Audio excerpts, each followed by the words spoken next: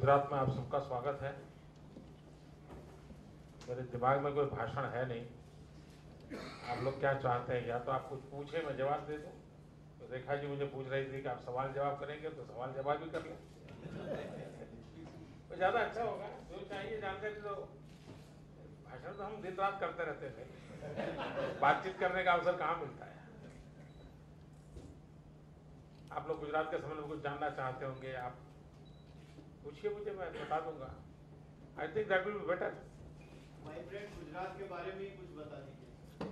देखिए, 2003 से हमने vibrant Gujarat global investor summit एक कंसेप्ट शुरू किया।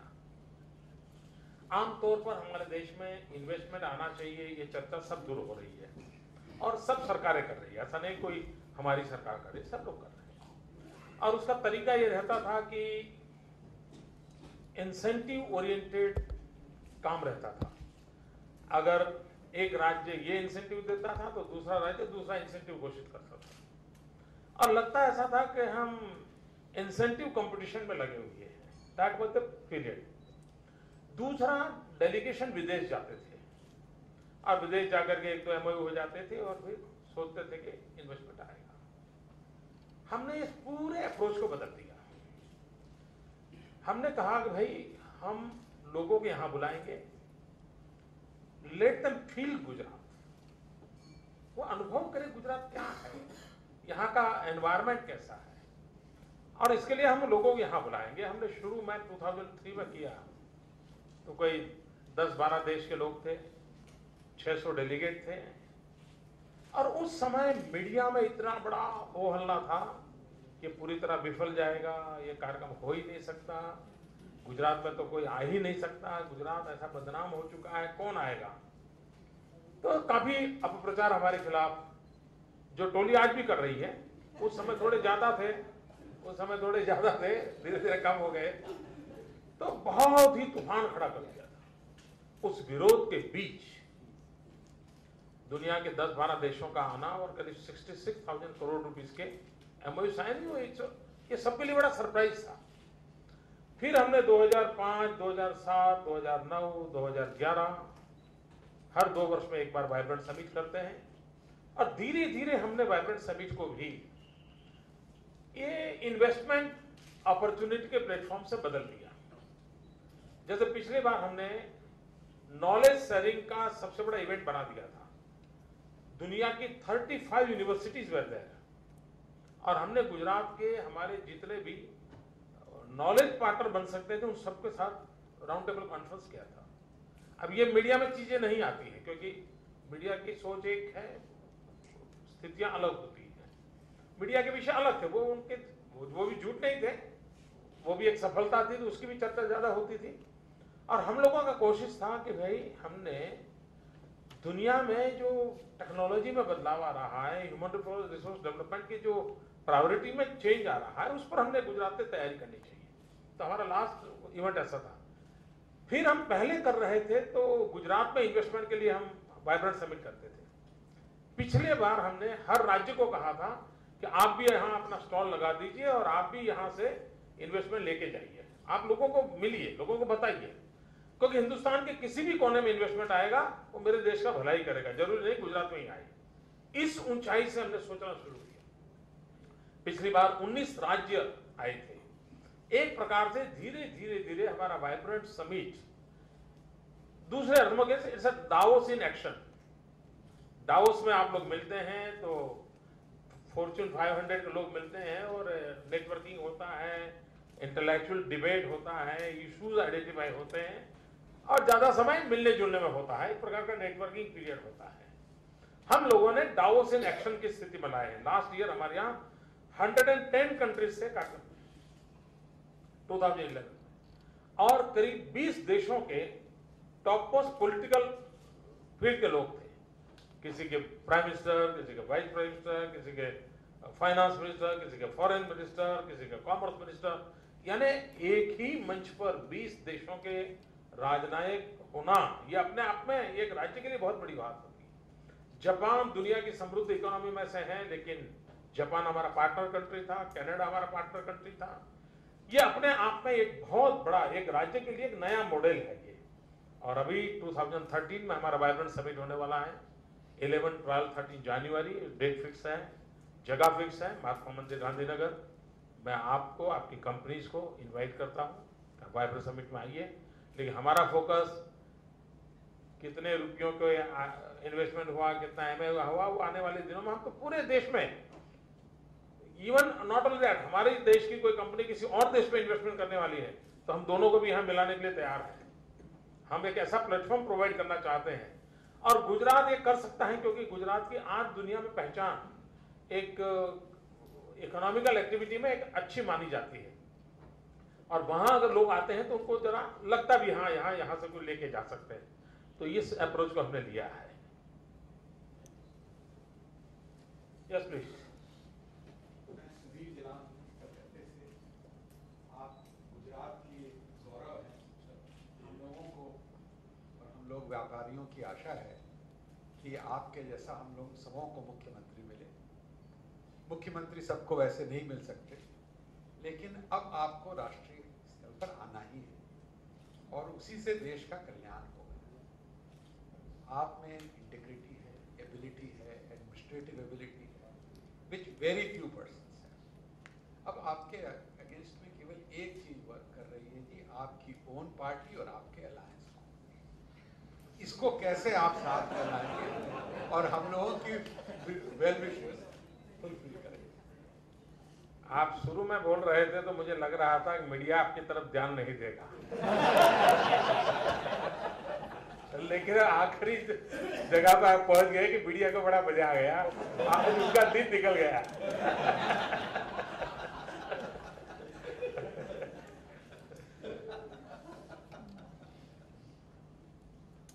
मैं सफल हूं अगर ऐसा आप मानते हैं,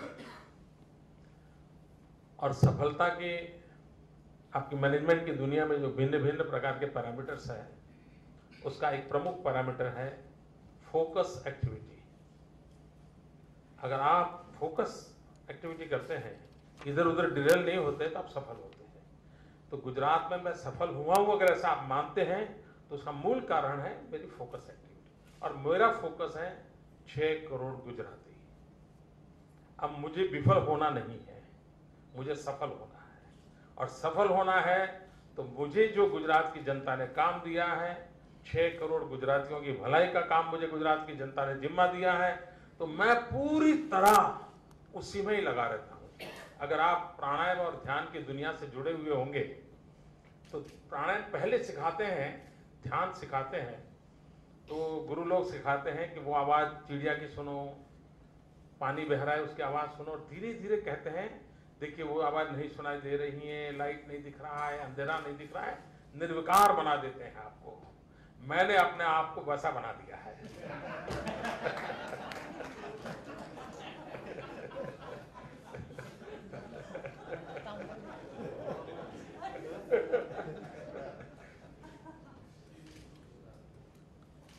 लेकिन आपको प्रश्न पूछने की इजाजत है।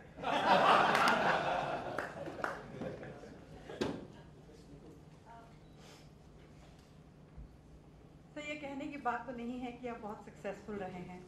आई वांट टू नो कि आप कहने जैसा नहीं है सर, एवरीबडी नोज दैट, उसमें कहने की क्या बात है। बट मुझे ये जानना है कि आपकी इंडिविजुअल सक्सेसफुलनेस कहाँ से आती है। आपकी अगर टॉप 3 प्रिंसिपल्स हैं जो आप एज एन इंडिविजुअल मानते हैं, वो क्या होंगे? जब मैं पहली बार मुख्यमंत्री बना था तब मैंने सार्वजनिक रूप से एक बात कही है। आमतौर पर पॉलिटिशियन का पहला स्वभाव होता है कि जो कहा है लोग जल्द से जल्द भूल जाए। Do you follow what I say? लेकिन मैं कोशिश करता हूं कि मैंने जो कहा है वो लोग याद रखें और मैं भी उसको न भूलूं। और मैंने ये कहा था कि मैं काम करते करते गलती कर सकता हूं, लेकिन मैं जनता को विश्वास देता हूं कि मैं बद इरादे से कोई काम नहीं करूंगा। ये मैंने 2001 में वादा करने के बाद शपथ लिया था। आज 2012 में मैं उसको दोबारा दोहराता हूं और आज तक मेरे इस बयान को किसी ने कॉन्ट्राडिक्ट नहीं किया है, मेरे किसी व्यवहार ने कॉन्ट्राडिक्ट नहीं किया है। दूसरा, मैंने कहा था कि मैं मेहनत करने में कोई कमी नहीं रखूंगा। यहां आपको मैंने बोला था, मैंने कोशिश की 12 बजे ठीक पहुंच जाऊं। आपको पता होगा, अभी मैं जापान जाके आया, मैं 4 दिन था वहां जापान में। स्वभावतः मैं टेक्नो सेवी हूं, मुझे नई टेक्नोलॉजी जानना समझना मेरा मन करता है। अगर शिव मिले तो मुझे शिव में इंटरेस्ट कम रहेगा, नोकिया के प्रोडक्ट में ज्यादा रहेगा। ये मेरा टेम्परामेंट है कि क्या क्या नया दुनिया में आ रहा है। अब जापान इसके लिए जाना जाता है, लेकिन मैंने जापान में क्या किया, 4 दिन था, 4 दिन में 5 राज्यों की विजिट की, 5 स्टेट्स। 4 दिन में 6 सेंट्रल मिनिस्टर्स से मिला उनके, 4 दिन में डिप्टी प्राइम मिनिस्टर से मिला। और आप जानते हैं इस प्रकार की मीटिंगें कितनी सीरियस नेचर की होती है और कितना फोकस और कॉन्सेंट्रेट करना पड़ता है। 3 गवर्नर, देयर गवर्नर था इक्विवेलेंट टू चीफ मिनिस्टर्स, उनसे मिलना हुआ। 2000 इंडस्ट्रियल हाउस से मिला, और वहां का स्मॉल स्केल भी हमारे फॉर्च्यून 100 में आ जाता है। जापान का स्मॉल स्केल यानी हमारे इक्विवेलेंट होता है। ऐसे 2000 ग्रुप के साथ मेरा मीटिंग हुआ। टोटल ऑर्गेनाइज मीटिंग वर 67 इन 4 डेज। यानी मैं मेहनत में कोई कमी नहीं रखूंगा, ये मैंने 2001 में कहा था, वो आज भी मैं उसका पालन करता हूं, मैं पूरी शक्ति से करता हूं। और तीसरी बात मैंने किया था कि मैं व्यक्तिगत लाभ के लिए कोई काम नहीं करूंगा।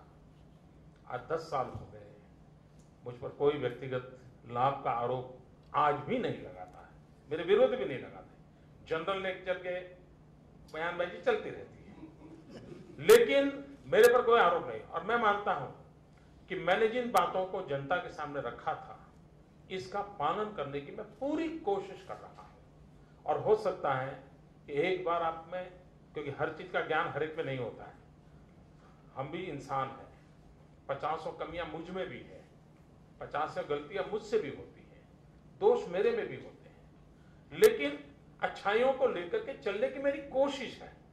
और उसका परिणाम है कि आज मैं गुजरात की जनता का विश्वास जीत पाया हूं। मैं अधिक फिलोसॉफिकल और सीरियस नेचर के जवाब दे रहा हूं, ऐसा नहीं ना। आपको मुक्त है, कुछ भी कह सकते हैं। तो मैं केवल खन्ना हूँ, मैं बॉम्बे से आया हूँ, मास्टर्स से मेहनत हूँ। आपने जलन साहब का सवाल बड़ी खूबसूरती और बड़ी मॉडेस्टली दे दिया। मुझे याद है, मुझे याद है, मैं छोटा था, वाजपेयी की स्पीच वाली बात में मैंने अटेंड की थी। उस वक्त उस स्पीच में उन्होंने कहा था, एक हवा चल रही और वो हवा वाजपेयी को प्राइम मिनिस्टर बना। आज वो हवा सब चल रही। वो वाजपेयी जी थे।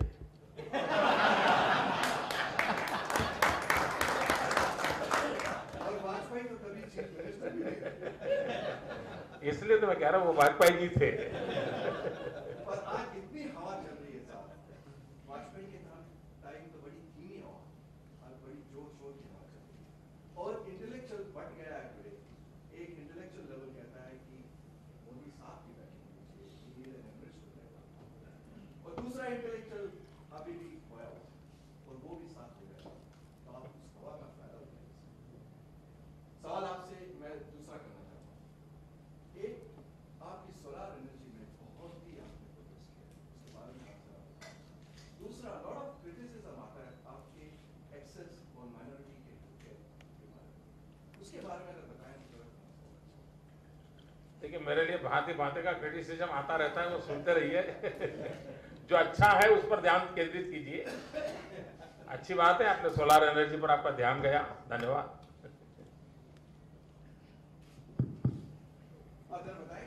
जितना सोलर का सबको मालूम है, और भी चाहिए जानना। ऐसा है कि for me this renewable energy is article of faith. और जब मैं सोलार एनर्जी हो, विंड एनर्जी हो और भी जितने प्रयोग हैं उसको मैं कर रहा हूं। We are on 4th government in the world जिसने क्लाइमेट चेंज डिपार्टमेंट बनाया है। भारत सरकार का भी क्लाइमेट चेंज डिपार्टमेंट नहीं है। We are 4th in the world, क्योंकि मेरा कमिटमेंट है कि भाई हम लोगों को फ्यूचर जनरेशन की ओर भी देखना चाहिए और हम फ्यूचर जनरेशन की ओर देखने की कोशिश करते हैं। एनर्जी सेक्टर ऐसा है कि जिसमें हमें बहुत बारीकाई से काम करना चाहिए और इसलिए हमने वी आर फर्स्ट गवर्नमेंट जिसने सोलार पॉलिसी लाई। भारत सरकार भी नहीं लाई थी और तब हमने किया था कि हम 13 रुपये में बिजली लेंगे। अब आप जानते हैं हमारे देश में मीडिया का जैसा स्वभाव है कि कोयला और गैस से 3 रुपये में बिजली मिलती हो और मोदी ये कहे कि मैं 13 में लाऊंगा, तो कितने भयंकर भ्रष्टाचार के आरोप लगे होंगे। मोदी सब बेच रहा है, टिकने को ऐसा पता नहीं, जात जाति का भात भात का लगा होगा। लेकिन मुझे लगता था कि अगर मुझे ईमानदारी और सच्चाई से काम करना है तो ये झेलना पड़ेगा। हुआ है कि कुछ दिनों के बाद भारत सरकार सोलार पॉलिसी लेके आई और उसने फुल स्टॉप कॉमा के साथ हमारी पॉलिसी को अडॉप्ट कर दिया। लेकिन एक काम किया उन्होंने, हमने 13 रुपया रखा था, उन्होंने 19 घोषित कर दिया। अब हम फंस गए। हमने कहा यार मेरा स्टेट इतना छोटा, हिंदुस्तान इतना बड़ा, मैं कहां कंपटीशन करूंगा। ये 19 वाले में सब जाएंगे, 13 में कौन आएगा। और स्वाभाविक है, आप व्यापारी लोग तो जहां ज्यादा मुनाफा मिलेगा वहां जाओगे, कोई 13 रुपये को कोई आएगा।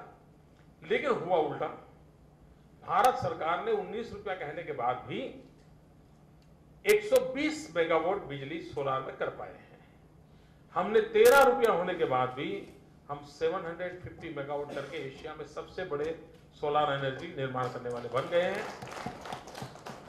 तो ये हमने, अब मैं मानता हूं गुजरात गेम चेंजर बना है। गेम चेंजर मैं इस अर्थ में कह रहा हूं कि हमारे देश में एक जमाना जब मोबाइल फोन आया था तो 16 रुपया, 20 रुपया, 25 रुपया 1 मिनट का इसकी चर्चा होती थी। धीरे धीरे धीरे करके वो 25 पैसे भी नहीं रहा। Game changer. मित्रों, सोलार के विषय में ऐसा था कि सोलार बहुत महंगी है, उसको हाथ नहीं लगाया जा सकता। गुजरात ने जो इनिशिएटिव लिया उसके कारण सोलार इक्विपमेंट मैन्युफैक्चरिंग की संभावना बढ़ी। दूसरी तरफ चीन में काफी रिसेशन आया, उस क्षेत्र में चीन के पास काफी सरप्लस इक्विपमेंट मिले। तो इन दोनों का बहुत बढ़िया तालमेल हमने मिलाकर के तीर मारा था और उसका ये फायदा हुआ कि आज कोल और गैस 5 रुपए की ओर आगे बढ़ रहे हैं। और मजा ये है कि सोलार और विंड 5 की तरफ नीचे आ रहे हैं। And this is what the game changer what I से। और ये होने वाला है कि आर्मी में मुझे जितने भी चीफ मिनिस्टर्स मिलते हैं या उनके ऑफिसर हमारे यहाँ आते हैं, वो इसी विषय को लेकर आते हैं। जब हमारा, क्योंकि solar radiation by and large एक थोड़ा नॉर्थ ईस्ट का इलाका छोड़ दें या थोड़ा हिमालय रेंज छोड़ दें तो सोलार रेडिएशन पूरे हिंदुस्तान में इक्वली ब्राइट है और उसका फायदा उठाना चाहिए। एक हमने नया इनिशिएटिव लिया है जो आप लोगों ने स्टडी करना चाहिए। कैनाल सोलार पैनल लगाए हमने। गुजरात एक राज्य है जिसके पास नर्मदा का लॉन्गेस्ट कैनाल नेटवर्क है, दुनिया का लॉन्गेस्ट कैनाल नेटवर्क है। और we are first in the world जिसने कैनाल पर सोलार पैनल डालने का तय किया है। और 1 मेगावाट सोलार कैनाल पर 1 किलोमीटर कैनाल पर 1 मेगावाट सोलार एनर्जी होती है। हमने ऑलरेडी लगा दिया है। जमीन की जरूरत नहीं पड़ती क्योंकि कैनाल के ऊपर लगाते हैं, तो हमने जमीन बचा ली। और मैं पक्का अंधावादी हूं, तो मैं जानता हूं चीजों को बचाना कैसे। जमीन बचाई। दूसरा, ट्रांसमिशन लॉस बच गया क्योंकि नजदीक में ही गांव होते हैं, वहीं बिजली दे देना है तो ट्रांसमिशन लॉस कम हो गया। तीसरा, अगर जमीन पे सोलार करते हैं तो हीट पावर जनरेशन में रुकावट बनता है। सोलार एनर्जी में हीट के कारण सोलार एनर्जी पैदा नहीं होती, लाइट के कारण पैदा होती है। मैक्सिमम लाइट से पैदा होती है, मैक्सिमम हीट से नहीं। और इसलिए अगर जमीन गर्म होती है तो एनर्जी जनरेशन कम होता है। कैनाल पर सोलार पैनल डालने के कारण नीचे पानी बह रहा है और नीचे ठंडक रहती है। और नीचे ठंडक रहने के कारण 16% एक्स्ट्रा एनर्जी जनरेशन हो रहा है। जो बैंक रेट से भी ज्यादा मुनाफा देता है। यानी बैंक लोन अगर 12% ब्याज से लिया है तो 60% एक्स्ट्रा एनर्जी देता है। अभी मैंने आईआईटी के लड़कों को बुलाया था और उनसे मैंने कहा है कि मुझे एक और प्रयोग करके दीजिए, माइक्रो हाइड्रो टर्बाइन ला करके, ऊपर सोलर पैनल होगी, नीचे हैंगिंग माइक्रो हाइड्रो टर्बाइन होंगे, कैनल का पानी जो भी स्लो गति से बहता है तो भी ये माइक्रो हाइड्रो टर्बाइन चलेगा, तो हाइड्रो एनर्जी निकलेगा, सोलर एनर्जी निकलेगा, जमीन बचेगी, ट्रांसमिशन लॉस बचेगा, और 1 किलोमीटर कैनाल पर सोलार का सेंटर होने के कारण 1 साल में 1 करोड़ लीटर पानी इवोपरेट होने से बचता है। इतने सारे फायदे में ले रहा हूं और आने वाले दिनों में हम कैनाल नेटवर्क को बढ़ावा देने वाले हैं। तो सोलार एक बहुत बड़ा मिरेकल है।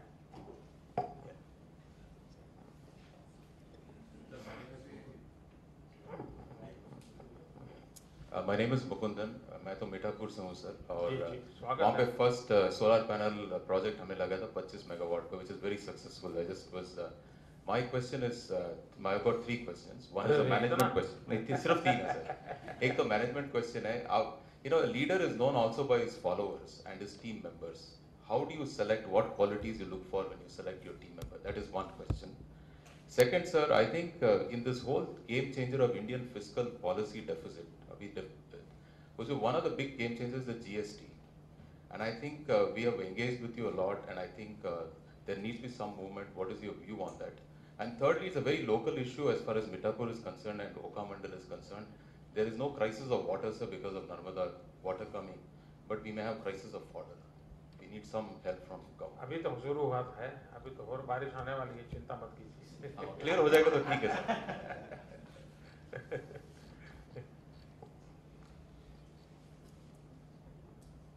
आपका प्रश्न पहला था कि भाई मैं लोगों को सिलेक्ट कैसे करता हूं। 2 प्रकार के लोग होते हैं। एक राजनीति में जो सिलेक्शन हो जनता करती है, और जनता जो लोग देती है उसी में से आपको अपनी दुनिया खड़ी करनी होती है। उसमें आपके सिलेक्शन का स्कोप बहुत कम होता है। अब मैं कल आपको चाहूं कि बहुत बड़े मैनेजमेंट में एक्सपर्ट है और मैं कहूं कि आइए, मनमोहन सिंह जी को भी राज्यसभा में आना पड़ता है, लोकसभा में नहीं आए। तो हमारे देश की राजनीति ऐसी है कि अगर आज छत्रपति शिवाजी महाराज पुणे में चुनाव लड़े तो पता नहीं क्या स्थिति होगी। अगर महात्मा गांधी पोरबंदर में चुनाव लड़े तो कह नहीं सकते क्या होगा, क्योंकि चुनाव के अपने हिसाब किताब अलग है। दूसरा है ब्यूरोक्रेसी, उसमें भी आपके हाथ बंधे हुए हैं। एक बार जिसने आईएएस का एग्जाम कर लिया और वो पाइप में आ गया तो दूसरी तरफ वो बड़ा अफसर बन करके ही निकलता है। तो आपके पास कोई स्कोप नहीं है इन गवर्नमेंट सिस्टम, आपके पास ज्यादा स्कोप नहीं है। फिर भी सफल होना है तो क्या करना चाहिए? तो ये सिलेक्शन, एक तो टीम स्पिरिट होना चाहिए, टीम वर्क होना चाहिए, और गुजरात की सफलता का मूल कारण है टीम गुजरात। अब जैसे भी लोग हैं उनको जोड़ना, उसी को तो टीम कहते हैं। आप बिल्कुल परफेक्ट पर्सनालिटी इकट्ठी करो और कहोगे तुमने टीम बनाई, ऐसा नहीं है। जैसे हैं वैसे लोगों की, किसी की एक शक्ति होगी, किसी की दूसरी होगी, किसी की तीसरी होगी, हर एक की शक्तियों को पहचान करके जोड़ना, वही तो टीम होता है। और मैनेजमेंट का सिद्धांत यही तो हमारी कसौटी करता है, और हम टीम के में विश्वास करते हैं। दूसरा, आपको काम करने की स्वतंत्रता देनी चाहिए। मैं एक ऐसा मुख्यमंत्री हूं जिसके पास कोई काम नहीं है, कोई काम नहीं मेरे पास।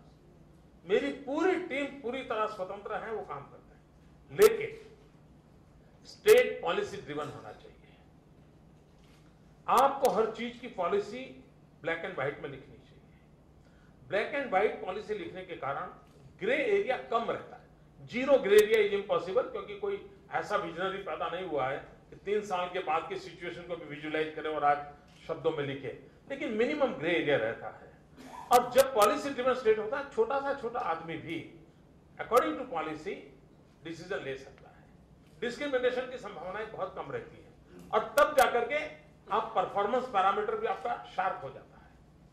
तीसरा काम है, मैं टेक्नोलॉजी का बहुत उपयोग कर रहा हूं। इफेक्टिव गवर्नेंस के लिए भी टेक्नोलॉजी काम आती है, इजी गवर्नेंस के लिए भी टेक्नोलॉजी काम आती है। और मैं e governance for me is effective governance, is easy governance and economical governance also. फायदा भी होता है, ट्रांसपेरेंसी आती है। अब जैसे आप महाराष्ट्र बाय रोड जाएंगे तो आपको पता चलेगा बिलाड़ के पास चेक पोस्ट है, 1 किलोमीटर उस तरफ महाराष्ट्र का है, 1 किलोमीटर इस तरफ गुजरात का है।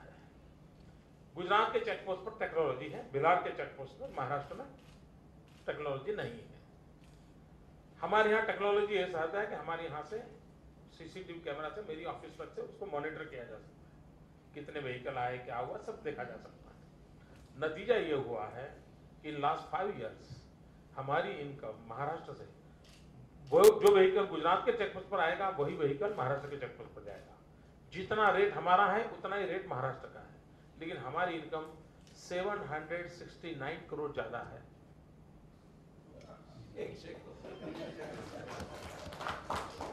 769 करोड़ रुपए मेरी इनकम ज्यादा है मेरे स्टेट की। तो सक्सेस के लिए ये यही चीजें हैं जिसको जोड़ना पड़ता है। अगर व्यक्ति की कमी है तो मशीन काम करेगा, मशीन की कमी है तो पॉलिसी काम करेगी। हमने हर कमियों को भरने के लिए अगर काम किया तो बहुत लाभ हुआ। दूसरा सबसे बड़ा लाभ मिला है पॉलिटिकल स्टेबिलिटी। पॉलिटिकल इंस्टेबिलिटी कभी कभी बहुत तकलीफ करती है, क्योंकि फिर नीतियों पर भी प्रभाव होता है। अब मुझे लॉन्गेस्ट सर्विंग चीफ मिनिस्टर बनाऊंगा, 12 साल हो गए मुझे इस काम करते हुए, तो मुझे पॉलिटिकल स्टेबिलिटी का बहुत लाभ मिला है। मैं कोई भी फाइल आती थी, इट टेक्स हार्डली 2 मिनट्स। मुझे पता है, पूरी हिस्ट्री मालूम है, मैं मिनटों में डिसीजन ले सकता हूँ। तो पॉलिटिकल स्टेबिलिटी का बहुत लाभ हो रहा है। दूसरा था आपका जीएसटी के संबंध में। मैंने प्रणब मुखर्जी जब फाइनेंस मिनिस्टर थे तो मैंने इस विषय में इनको एक छोटा सा सवाल पूछा था। मैं बाकी समय लेता नहीं हूँ, डिबेट नहीं करता हूँ, छोटा सवाल पूछा था। मैंने कहा इंफॉर्मेशन टेक्नोलॉजी नेटवर्क के बिना जीएसटी सफल हो सकता है क्या? His answer was no. अगर आपके पास information technology, communication technology network नहीं है तो जीएसटी इज इम्पॉसिबल। उसकी पहली शर्त है ये टेक्नोलॉजी इंफ्रास्ट्रक्चर, तभी जाकर के उसको फॉलो कर सकते हो। जब और तुरंत उन्होंने अपने पीएस को बुलाया, भाई मैं मोदी जी सवाल उठा रहे, इसका क्या कहना है? तो उसने कहा हाँ साहब, इसका तो टास्क फोर्स बनाया है लेकिन अभी कुछ हुआ नहीं। मैंने कहा इसको पहले पूरा कीजिए। अब मान लीजिए आपने इंफ्रास्ट्रक्चर बना दिया, क्या आपके पास 100% पावर सप्लाई है? क्योंकि इस व्यवस्था को चलाने के लिए 100% पावर सप्लाई चाहिए। अगर नहीं है तो हर जगह पे डीजी सेट लगाने पड़ेंगे या तो बैटरी ऑपरेटर करना पड़ेगा। ये नेटवर्क आपके पास है, सपोर्ट सिस्टम नहीं है। तो कौन सब इस जीएसटी के साथ जुड़ता है नहीं जुड़ता बात का विषय है, पहले मिनिमम तो करो भाई। और आप जो इस विषय के जानकार होंगे उनके पास ये बात आई नहीं है। ये मिनिमम चीज हमारा देश नहीं कर पाया है। अगर एक बार ये कर लें तो फिर स्टेट इंटरेस्ट के जो इश्यू हैं वो मिल बैठ करके सॉर्ट आउट किए जाए। लेकिन अब तो कुछ है ही नहीं और अब कहते रहोगे तो क्या होना है? आप तो पूछ सकते हैं, आप तो अहमदाबाद में रहते हो, बाहर। Sir, I came to Ahmedabad 2 years back.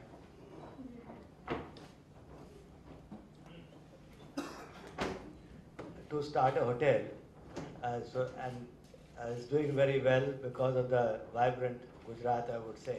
Last year we started in Baroda.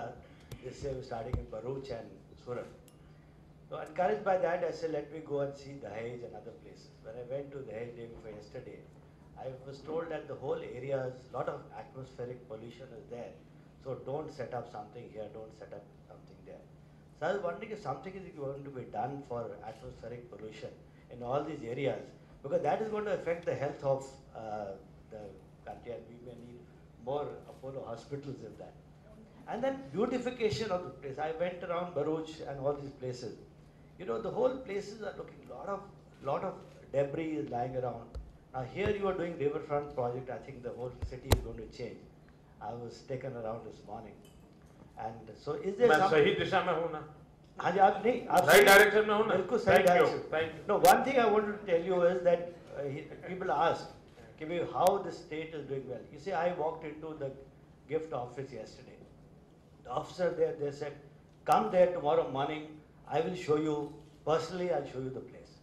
This morning I called up one Mr. Dilip Mahajan who was looking at Riverfront project. He came to my hotel to pick me up to show me the place. He said, "You come and invest here." So your officers are very proactive. I think that is why you're going to attract attention. Only my observation in this industrial area is there. If something can be done about pollution and beautification. देखिए, अहमदाबाद शहर एक जमाने में दुनिया के सबसे air polluted 3 city में था। आज दुनिया के सबसे अच्छे एयर पॉल्यूशन फ्री सिटी में अहमदाबाद है, और वो हमने सीएनजी का डिसीजन लिया, तो हम एक कर रहे हैं। दूसरा, जिस दहेज की आप चर्चा कर रहे हैं, आपको कौन मिला मुझे मालूम नहीं, अच्छा होता कोई दूसरा मिल जाता, दूसरी बात बता देता आपको। अभी एक इंटरनेशनल फोरम ने दुनिया में इस प्रकार के स्पेशल इन्वेस्टमेंट रीजन, उसका एक सर्वे किया है, स्टडी किया है, और बहुत डिटेल में स्टडी किया है। इंफ्रास्ट्रक्चर का, एनवायरनमेंट का, ग्रीन वहाँ स्थिति का, ये सारी चीज़ों का स्टडी किया है, और शंघाई, दुबई, ये सारे उसके अंदर है। और दुनिया में 25 टॉप बेस्ट ऐसे एरिया निकाले हैं, उसमें हिंदुस्तान से एक ही का नंबर लगा है, और वो दहेज है, आपकी जानकारी के लिए। और सारे पैरामीटर में हिंदुस्तान का एक ही टॉप माना गया है, वो दहेज माना गया है।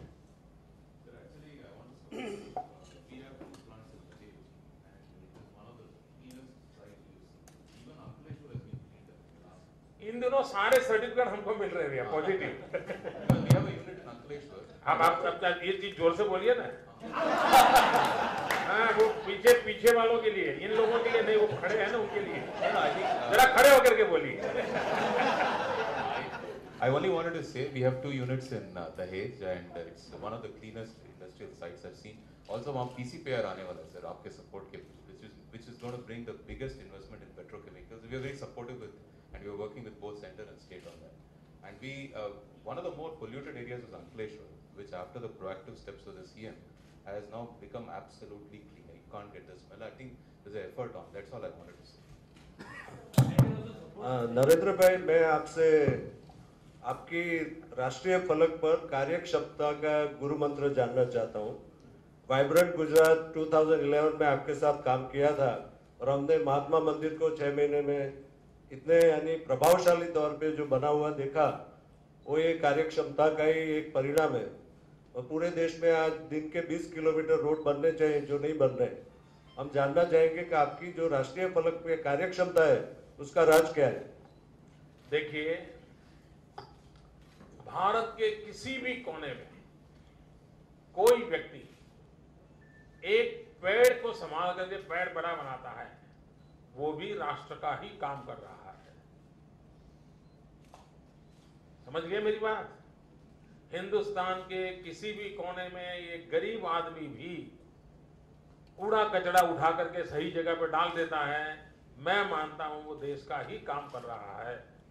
मतलब ये हुआ कि मैं जो काम कर रहा हूं वो राष्ट्रीय फलक पर ही कर रहा हूं। ज्योग्राफी गुजरात है। नमस्ते नरेंद्र भाई, राजकोट मैनेजमेंट एसोसिएशन प्रेसिडेंट चेतन कोठारी, आपसे एक छोटी सी टिप लेने के लिए खड़े हुए हैं। आप जापान जाके आए, सभी को पता है Rajkot is workshop for the workshop of the world. MSME का वहाँ पे बहुत एक्सपोजर है।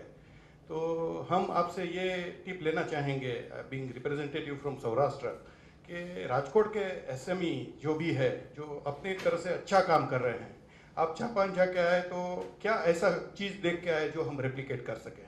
Thank you.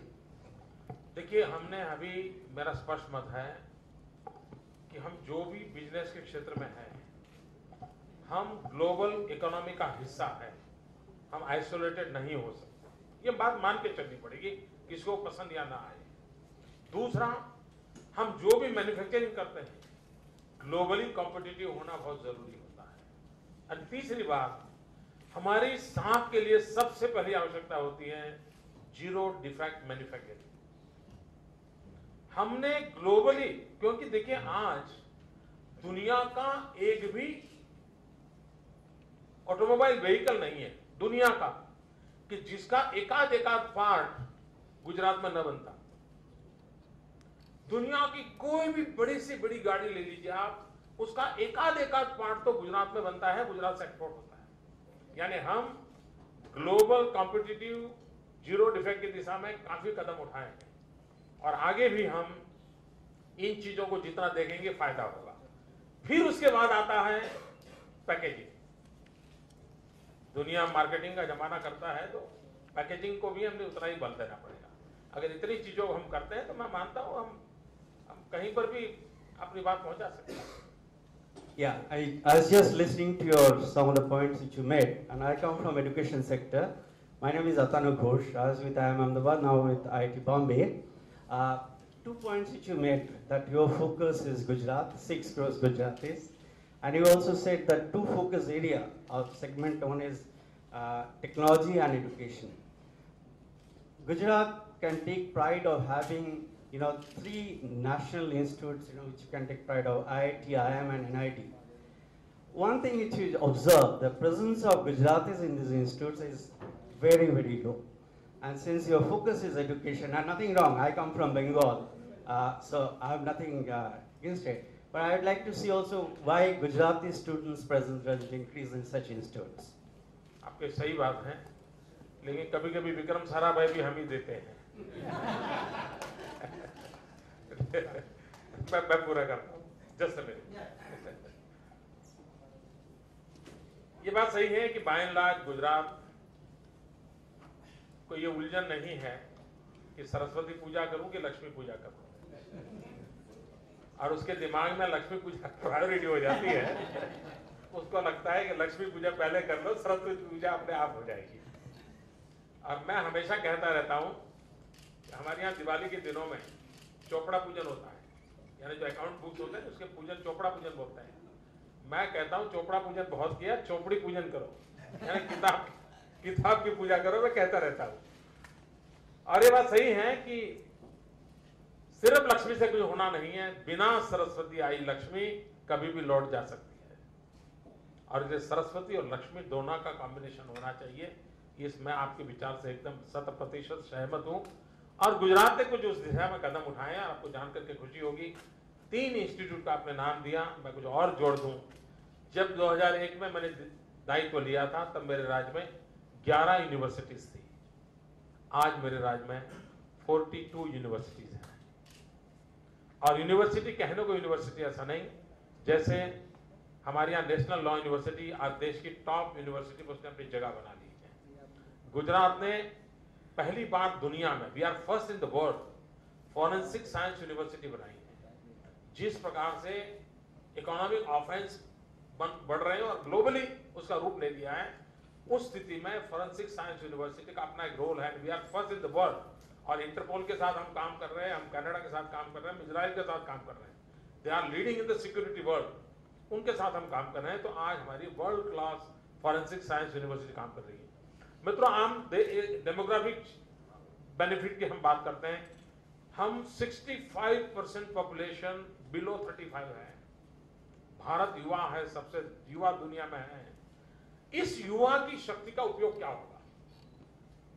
हमारी सोच है कि पूरे विश्व को मोर देन 15 मिलियन टीचर्स की जरूरत है, पूरे विश्व को बेस्ट क्वालिटी टीचर्स। यहां भी बैठे हुए किसी को भी पूछो कि आपके जीवन की सबसे पहली एक अगर इच्छा है तो क्या है, वो कहता है मेरे बच्चों की अच्छी शिक्षा। बंगला, गाड़ी सब बाद में आता है, पहली प्रायोरिटी हर माँ बाप की है अपने बेटे की उत्तम शिक्षा। उत्तम शिक्षा उत्तम इंफ्रास्ट्रक्चर वाले बिल्डिंग में नहीं है, उत्तम शिक्षा का सबसे बड़ा आधार होता है उत्तम teacher. We are first in India who have started Indian Institute of Teachers Education, अलग यूनिवर्सिटी बनाई है। और मेरा सपना है 10th के बाद 12th के बाद जो बच्चे टीचिंग प्रोफेशन को स्वीकार करना चाहते हैं, उनका ग्रेजुएशन ही टीचिंग में होना चाहिए। उसको कम्युनिकेशन टेक्नोलॉजी आनी चाहिए, उसको चाइल्ड साइकोलॉजी आनी चाहिए, उसको मॉब साइकोलॉजी का पता होना चाहिए, उसको हिस्ट्री का पता होना चाहिए, whether it's a science teacher और इंग्लिश टीचर और लिटरेचर टीचर, कुछ भी हो। हम इस दिशा में काम कर रहे हैं और मैं सपना देखता हूं वो दिन दूर नहीं होगा जैसे IIM में कैंपस इंटरव्यू होते हैं और 1 करोड़ 2 करोड़ में वहां से लोगों को उठा के ले जाते हैं। एक दिन आएगा टीचर्स के कैंपस इंटरव्यू होंगे और लोग 2-2 करोड़ रुपए देकर के टीचर्स को उठाएंगे। वो दिन आएगा और मैं सोच रहा हूं हिंदुस्तान टीचर एक्सपोर्ट करे। 15 मिलियन टीचर्स की दुनिया को जरूरत है। हमारे पास यूथ पावर है, हम दुनिया को टीचर एक्सपोर्ट करें। और अगर हम टीचर एक्सपोर्ट करते हैं तो हमारी प्रोडक्ट एक्सपोर्ट करने से उसकी ताकत ज्यादा होती है। हम डॉलर और पाउंड लेकर के आए, लेकिन अगर हम टीचर एक्सपोर्ट करते हैं तो हमारा कल्चर लेकर के जाता है और एक पूरी पीढ़ी को वो अपने कब्जे में लेता है और पूरे विश्व में हम अपना पगडंडा जमा सकते हैं। अगर ये सपना लेकर के अगर काम कर सकते हैं, we can do it. Chirag બક્ષી, હું વડોદરાથી આવું છું સાહેબ, અને I have one request and one question. My request is that please ignore Jalan Saheb and Handa Saheb, whatever they have asked you to do, because Gujarat needs it. So for example, Vadodara Mahanagar Seva Sadhan, and we also done some training programs for the local police officers. So does the state have any this type of programs that they are looking at? बहुत ही अच्छा सवाल पूछा आपने और उसके कारण मुझे कुछ कहने का मौका मिल गया और जिसको ये हमारे मीडिया वालों को आज का खाना भी मिल जाएगा, उससे उनकी रोजी रोटी का काम हो जाएगा, ऐसा जवाब मेरा आएगा। गुजरात ने एक अलग यूनिवर्सिटी बनाई जो urban management and urban infrastructure को लेकर के यूनिवर्सिटी का बिल्डिंग बन चुका है। यूनिवर्सिटी का रिजोल्यूशन हमने पास कर दिया असेंबली में, लेकिन चूंकि वो मणिनगर में है, जिस मणिनगर में मुख्यमंत्री वहां के MLA हैं, इसलिए दुर्भाग्य से मेरे गवर्नर साहब ने उसको रिजेक्ट करके वापस भेज दिया। इससे बड़ा दुर्भाग्य कोई हो नहीं सकता है कि एक ऐसी यूनिवर्सिटी जो हिंदुस्तान में पहली बार हो रही है, जिसका फोकस है urban development, urban management, urban infrastructure, और ये विजनरी चीजें हैं मेरे को। और सिर्फ मैं कर रहा हूं इसलिए नहीं कर रहा, जो लोग बदलते हुए दुनिया को जानते हैं, बिल्डिंग बन चुका है भैया, लेकिन और असेंबली ने रिजोल्व कर किया था, और जिस कानून को लेकर के बाकी यूनिवर्सिटियां बनी है वही कानून उनके लिए था, रिजेक्ट कर दिया है। कारण क्या होते जी, यही है, मैं कांग्रेस की सरकार नहीं है, यही कारण है।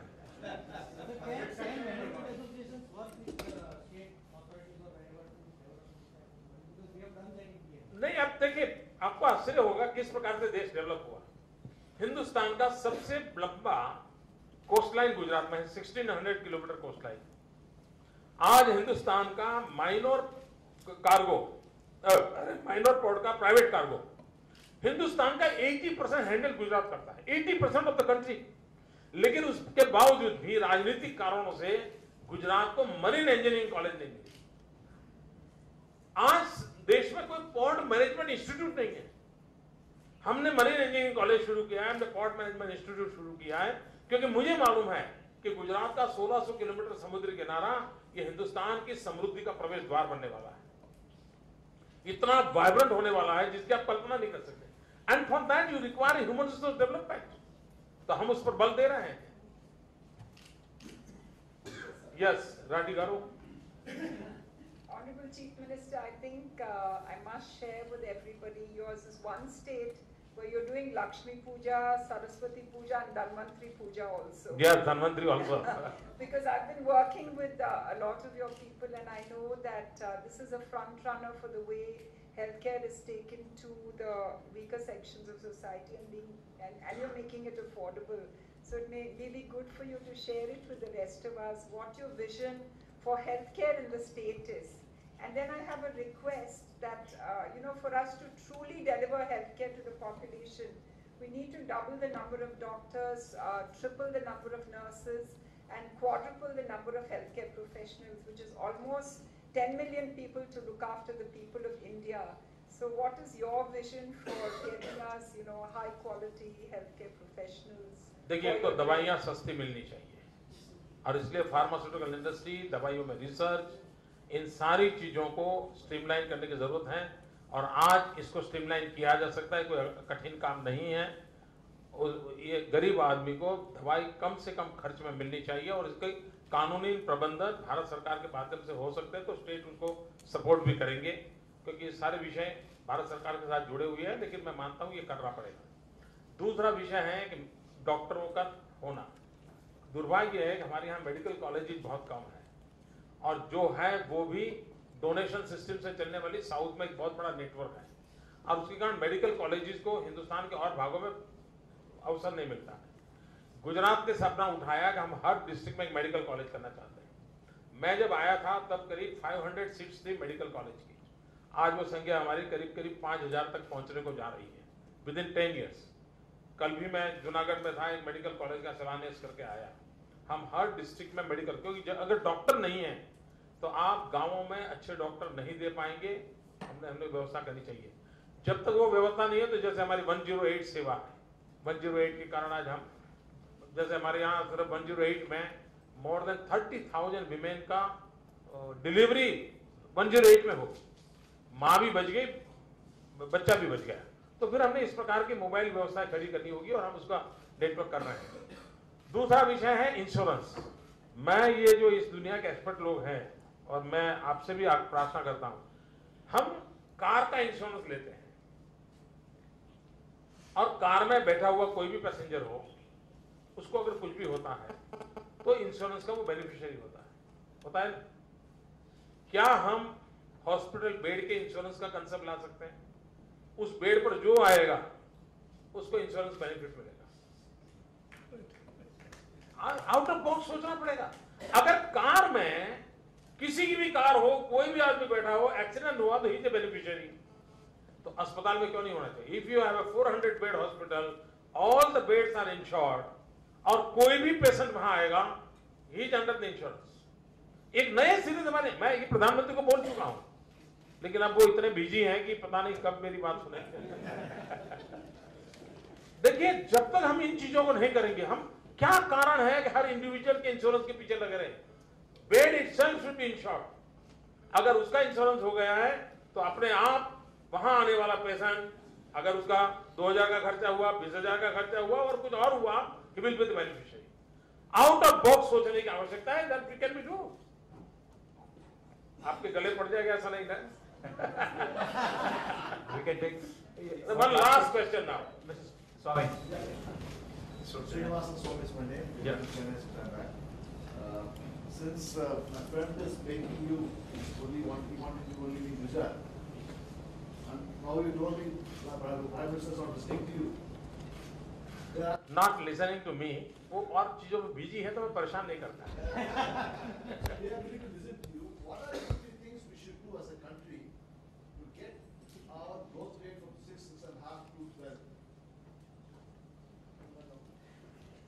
देखिए साहब, अगर ग्रोथ रेट बढ़ाना है तो उत्पादन बढ़ाना होता है। 3 पिलर की इकोनॉमी है जिसको हमने स्ट्रेंथन करना होगा। एक मैन्युफैक्चरिंग सेक्टर, दूसरा एग्रीकल्चर सेक्टर, तीसरा service sector. Gujarat is a model state in this case कि हमने तीनों पिलर पर इकोनॉमी को डेवलप किया है। Gujaratis are the best tourist, but Gujarat was never a tourist destination. Service sector में जो लाना है तो टूरिज्म द बेस्ट एरिया। गरीब से गरीब आदमी को कम से कम पूंजी से रोजी रोटी देने का अवसर देता है, और ज्यादा पढ़ा लिखा एक्सपर्टाइज भी नहीं चाहिए। टूरिज्म ऐसा है, ऑटो रिक्शा वाला भी कमाएगा, टैक्सी वाला भी कमाएगा, चॉकलेट बेचने वाला भी कमाएगा, पापड़ बेचने वाला भी कमाएगा, हर गरीब में गरीब आदमी कमाता। हमने अमिताभ बच्चन के साथ मिलकर के उस दिशा को आगे बढ़ाया, और आज हर घर में मैसेज दे दिया है कि भाई अगर आप गुजरात नहीं देखा तो कुछ नहीं देखा। ये हमने बिल्कुल दिमाग में फिट कर दिया। तो देखिए, जिस आज हिंदुस्तान का जो टूरिज्म ग्रोथ है, अकेले गुजरात का हिंदुस्तान के एवरेज से डबल ग्रोथ है, जबकि हम कभी इस क्षेत्र में नहीं थे। अब जहां कहीं नहीं थे, हमने ये एंट्री कर दी, तो हिंदुस्तान और जगह पे कर सकता है। दूसरा है मैन्युफैक्चरिंग सेक्टर। देखिए, जिस देश का 65% पॉपुलेशन 35 से बिलो हो, तो skill development should be the mission. कल प्रधानमंत्री लाल किले से बोल रहे थे स्किल डेवलपमेंट। मैं एक पुरानी घटना कहना चाहता हूं। हमारी एक नेशनल डेवलपमेंट एनडीसी की मीटिंग होती है, नेशनल डेवलपमेंट काउंसिल की। नेट पर देखेगा तो प्रधानमंत्री का भाषण उसमें उपलब्ध है, शायद 2007 का या 2008 का। उसमें प्रधानमंत्री बड़े गर्व से कह रहे थे कि हम 500 प्रकार के स्किल डेवलपमेंट के प्रोजेक्ट शुरू करेंगे।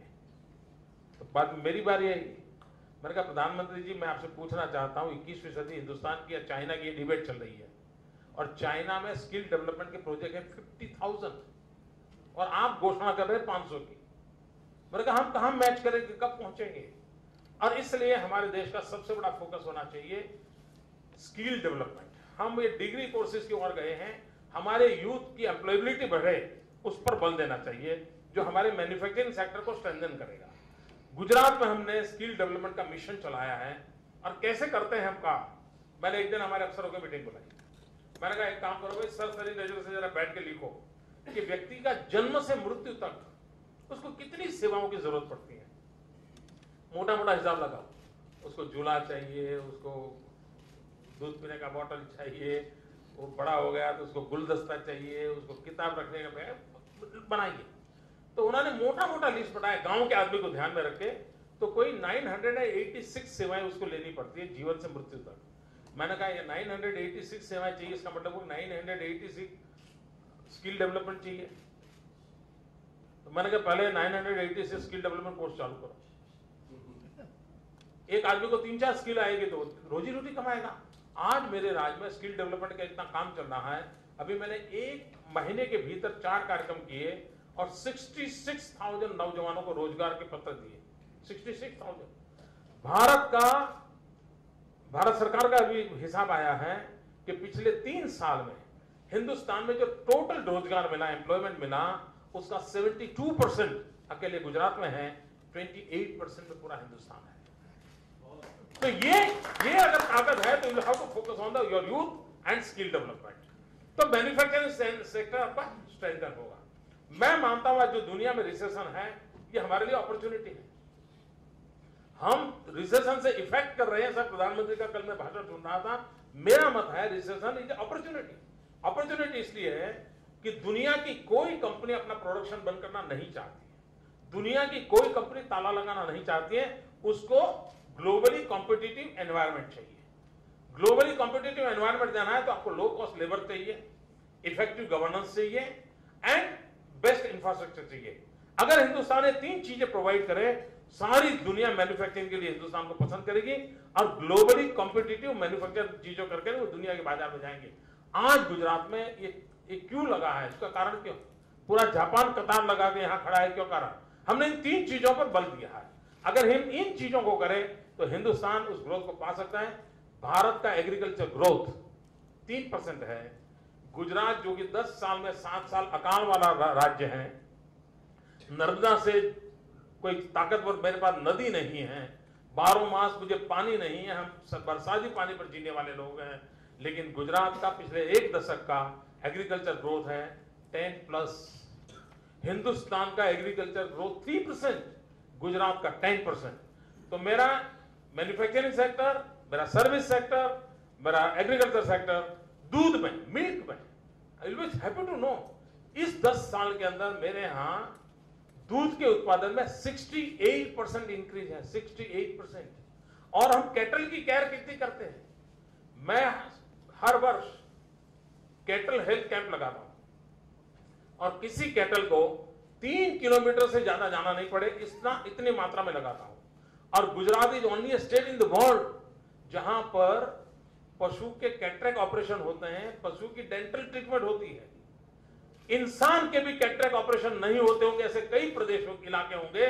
मेरे राज्य में कैटल के कैटरेक्ट ऑपरेशन होते हैं, कैटल की डेंटल ट्रीटमेंट होती है, उसके हेल्थ के भी इतनी केयर करते हैं कि 112 डिसीज टोटली हमने इरेडिकेट किए पिछले 6 साल में। 169 डिसीज थे उसमें। ये इससे बड़ा जीवदया का काम क्या हो सकता है? और उसका कारण है कि आज मेरे यहां 68% मिल्क का में ग्रोथ है जी, 68% इंक्रीज है। तो ये हमारी इकोनॉमी को स्ट्रेंथन करता है। मैं नहीं मानता हूं ये चीजें भारत सरकार नहीं कर सकती, कर सकते हैं। ये लास्ट क्वेश्चन, वो हमारी जमात का है, is MLA, so one of the things we really respect you for is over the last 12 years, Gujarat has become a no corruption state. How did you really institutionalize this process of integrity at the ground level? Are they likely to collapse with you coming to center which we all want you to, or is it really sustainable? देखिए, किसी भी व्यक्ति की सफलता उस बात में नहीं है कि वो रहे तब तक सब कुछ रहे, वो जाए सब कुछ चले, वो सफलता नहीं है। और इसलिए हर आइडियाज को इंस्टीट्यूशनलाइज करना चाहिए। और गुजरात ने जो कंट्रीब्यूशन किया है वो हर आइडियाज को इंस्टीट्यूशनलाइज किया है। Vibrant Gujarat global investor summit in 2003 it was an idea, but in 2013 it's an institution. Whomsoever will come will follow. Not only that, other states are also following the same thing. तो institutionalise करना चाहिए। और दूसरा, corruption के लिए सबसे बड़ा रास्ता है the state must be policy driven. Policy में भी हम कितनी ट्रांसपेरेंसी करते हैं। आमतौर पर सरकार का स्वभाव क्या होता है, इतनी सीक्रेसी वाला नेचर होता है सरकार का, एक टेबल का पता दूसरे टेबल को पता नहीं लगने देते, फाइल यूं दबा के रखते हैं। घर जाएंगे तो 2 किलो की फाइल उठा के ले जाएंगे, कोई देख लेकर, ऐसा होता है। मैंने सब निकाल दिया। हमने कहा ड्राफ्ट पॉलिसी वेब पर भेजेंगे, रखेंगे, ऑनलाइन पर रखेंगे। मैं ड्राफ्ट पॉलिसी ऑनलाइन रखता हूं और हर स्टेक होल्डर को कहता हूं कि आप इसके अंदर अपने इनपुट दीजिए। 2 फायदे होते हैं। अगर कोई वेस्टर्न इंटरेस्ट ग्रुप ने पॉलिसी फ्रेम में इन्फ्लुएंस किया है तो काउंटर तुरंत होता है। और हमारी सोचने की मर्यादाएं हैं तो लोगों के इनपुट के कारण हमारा सोचने का द्वार भी खुलता है। और उसके कारण जो पॉलिसी बनती है वो कम से कम विवादों वाली होती है, by and large acceptable policy बनती है। और पीपल्स पार्टिसिपेशन से पॉलिसी बनाने का मेरा जो रवैया है उसके कारण वो सस्टेन करती है, वो हमें गुड डिलीवर करती है। तो ट्रांसपेरेंसी भी आती है, डेवलपमेंट का भी कारण पॉलिसी बनती है। और मैं मानता हूं कि सरकार में हम जो बैठे हैं उसके बाहर बहुत अच्छे विद्वान लोग बैठे हैं। अगर उनको मौका दिया जाए, भाई जरा इनपुट दो, तो बहुत अच्छे इनपुट देते हैं और वो इनपुट हमें एक अच्छे फ्रेमवर्क के लिए काम आते हैं। मित्रों, बहुत अच्छा लगा मुझे। मैं भाषण करता हूं शायद। थैंक यू भैया, थैंक यू। मैं request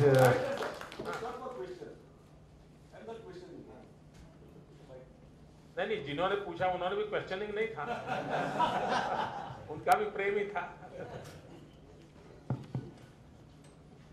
Honorable Chief Minister, on behalf of Ahmedabad Management Association and my governing council members, I am thankful to you to enlightening our guests from all over India to enlighten them for Gujarat. Thank you.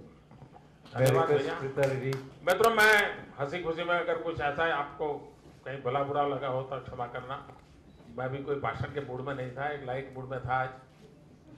तो और मुझे भी लगा ये भाषण के बजाय ये हमारे वस्तुपाल को मैं कार्यपाल कहता हूं हमेशा, तो ये कार्यपाल ने मुझे बुलाया था, मुझे अच्छा मौका मिला आप लोगों से बात करने का। बहुत बहुत धन्यवाद।